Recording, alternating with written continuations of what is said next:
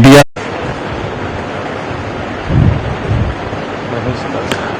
महेश दास जी और इस अवसर पर उपस्थित प्रिंट, इलेक्ट्रॉनिक और डिजिटल। देखिए, अभी आज के इस प्रेस वार्ता के विषय के संबंध में बजरंग पांडे जी ने आपको जानकारी दी है। लगातार पिछले कुछ दिनों से पार्टी के अनेक नेताओं की ओर से कई बेबुनियाद सवाल और ऐसे आरोप लगाए जा रहे हैं जिनका कोई औचित्य नहीं है।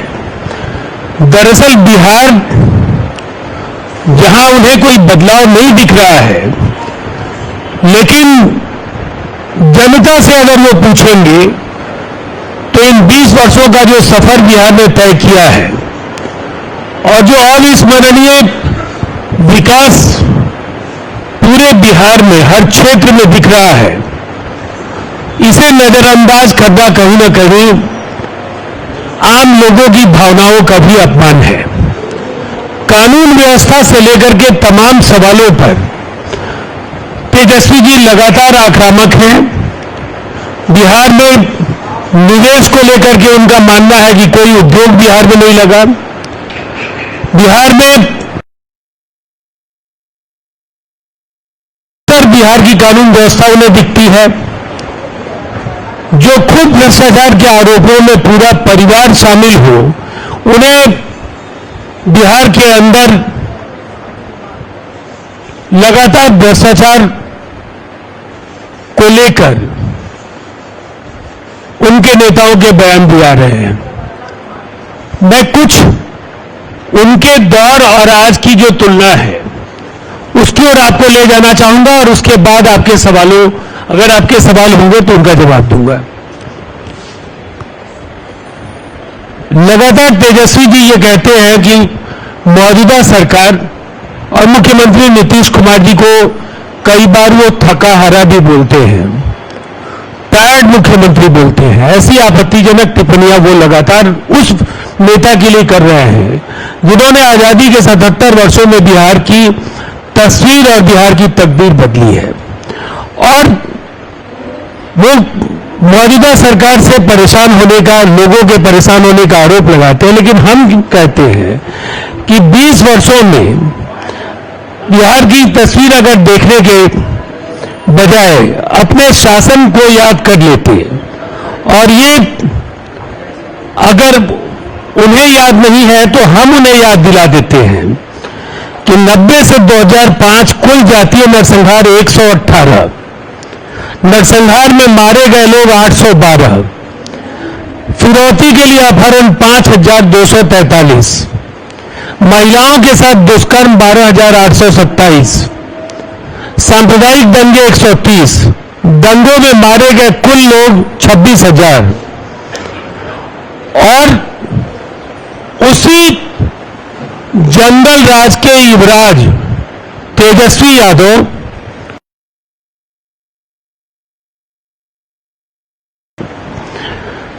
और हम क्या कहते हैं, हमारा जवाब है कि नीतीश कुमार जी ने नया बिहार तो बना दिया है और जो काम बचा है उसे भी 2025 से 30 जब जनता के आशीर्वाद से नीतीश कुमार जी बिहार के मुख्यमंत्री बनेंगे तो वो बचे हुए कार्य भी हम पूरा करेंगे। नौकरियों को लेकर के उन्होंने फिर आरोप लगाया, रोजगार को लेकर आरोप लगाया, लेकिन लालू राबड़ी राज ने सरकारी नौकरी 1990 से 2005 के बीच जो बिहार पब्लिक सर्विस कमीशन द्वारा विभिन्न विभागों में की गई नियुक्तियां मात्र 19,538 थी और शिक्षक नियोजन कुल 33,499। लेकिन आज बिहार कहां पहुंचा है? 9,35,000 कुल नियुक्तियां अब तक हो चुकी हैं और जो नियुक्तियां प्रकाशित हुई हैं, रिक्तियों को भरे जाने की जो प्रक्रिया चल रही है, इस विधानसभा के कार्यकाल पूरे होने तक 12 लाख नौकरियां और 38 लाख रोजगार, जबकि लक्ष्य क्या था 10 लाख नौकरियां और 10 लाख रोजगार। लेकिन हम लोग 50 लाख लोगों को नौकरी और रोजगार के जरिए उन्हें इस योग्य जरूर बनाएंगे कि वो अपने परिवार का भरण पोषण कर पाएंगे। और साथ ही साथ जो जातीय सर्वे के आधार पर 94 लाख परिवारों के एक एक सदस्य को 2 लाख रुपए की सहायता लघु उद्यमी योजना के अंतर्गत दी जा रही है। उसके जरिए अगर इन आबादी हिस्से तक इनका सीधा जुड़ाव दिखेगा और बाजाबता जो बिहार के विकास की जो तस्वीरें हैं, आप इस कुछ बानगियां हैं, 700 मेगावाट बिहार की को बिजली की उपलब्धता थी और पटना की जरूरतें भी उस दौर में पूरी नहीं होती थी। राजधानी को 7-8 घंटे बिजली मिलती थी। बाकी जिलों की तो बात अगर जिन्हें भी याद होगा, क्योंकि आप यहां ज्यादा नई पीढ़ी के लोग हैं, लेकिन अपने माता पिता और निकट के रिश्तेदारों से पूछिए कि उस दौर में बिहार के जिलों में बिजली की आपूर्ति की स्थिति क्या थी।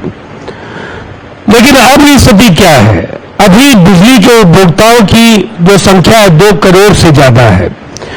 8,000 मेगावाट की बिजली की उपलब्धता बिहार में है और राजधानी पटना में 24 घंटे और बिहार के बाकी जिलों में 20 से 22 घंटे बिजली की उपलब्धता लगातार मिल रही है। और जहां बिजली के लिए आम लोगों को 6.74 रुपए प्रति यूनिट के दर से भुगतान करना होता है, वहीं बिहार में किसान केवल 55 पैसे प्रति यूनिट के दर से भुगतान कर रहे हैं। तो ये बदलाव नहीं है। अगर तेजस्वी यादव को ये बदलाव नहीं दिखता है तो वो जनादेश का मर्म नहीं समझ रहे हैं। वो समझ नहीं पा रहे हैं कि लगातार कोई सरकार अगर 20 वर्षों के बाद भी, जहां आमतौर पर धारणा होती है कि एंटी इनकम्बेंसी होगी, वहां प्रो इनकम्बेंसी इस सरकार के साथ है। और आज भी जो भी सर्वेज है, जहां भी लोगों की राय हम देख रहे हैं, एक प्रचंड जनादेश की ओर नीतीश कुमार जी के नेतृत्व में एनडीए बिहार में बढ़ता हुआ दिख रहा है। और देखिए कुछ चीजें हैं, कुछ बानगियां हैं। अभी मेडिकल कॉलेजेस की तादाद 12 है और 14 नए मेडिकल कॉलेजेज और खोले जा रहे हैं। इनमें 8 मेडिकल कॉलेजों का निर्माण केंद्र सरकार की मदद से हो रहा है। मेडिकल कॉलेजेस में जो सरकारी मेडिकल कॉलेज हैं, उसमें 1490 सीटों पर नामांकन हो रहा है। केंद्र सरकार के 2 मेडिकल कॉलेजों में कुल 225 सीटें हैं।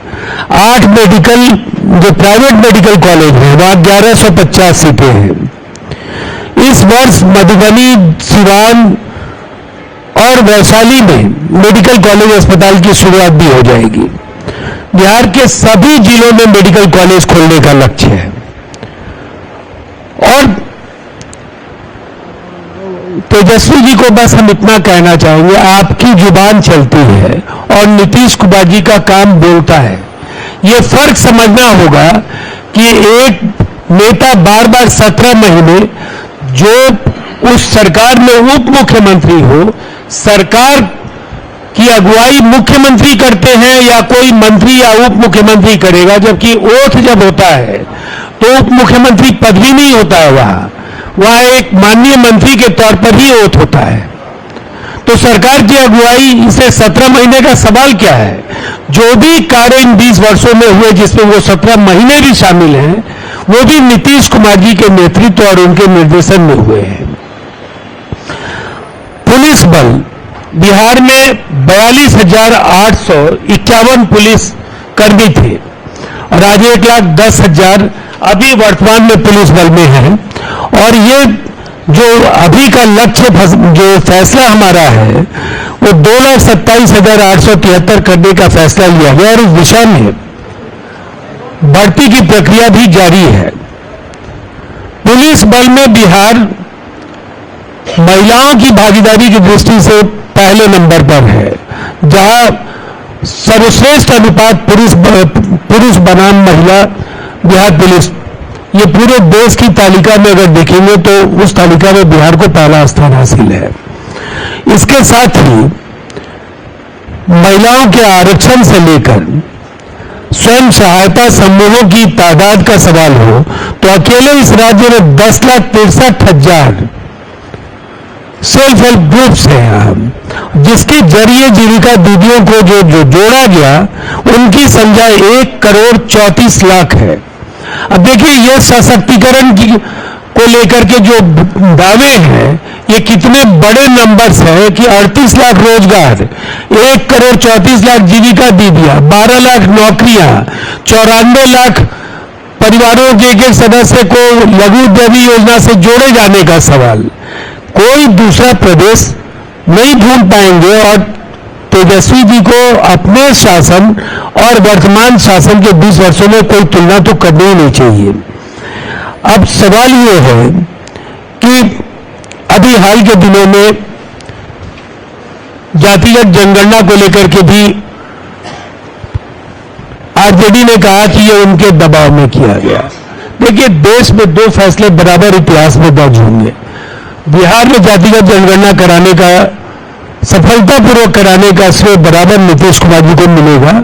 और दूसरा बड़ा फैसला 1931 के बाद देश में जातिगत जनगणना कराने का निर्णय यशस्वी प्रधानमंत्री नरेंद्र मोदी जी ने लिया। और किसने कब कहा, किसने क्या कहा, इन बयानों से ज्यादा महत्वपूर्ण ये फैसले हैं। तो एनडीए की सरकार चाहे बिहार में हो या केंद्र में, हमारा काम बोलता है, आपकी जुबान चलती है। ये फर्क जनता समझ रही है और उसी हिसाब से जनता जनादेश भी देती रही है और अगली बार भी देगी। धन्यवाद।